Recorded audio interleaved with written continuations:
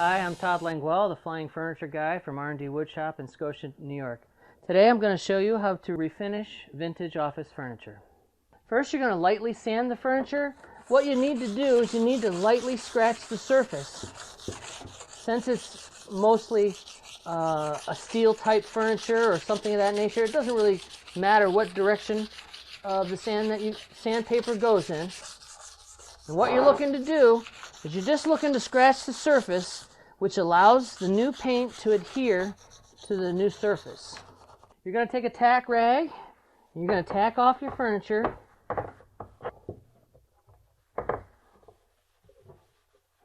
Once you pick the color that you want, the key point with using a spray can is that you start before your surface and you end after the surface. And you just use consecutive sweeping motions back and forth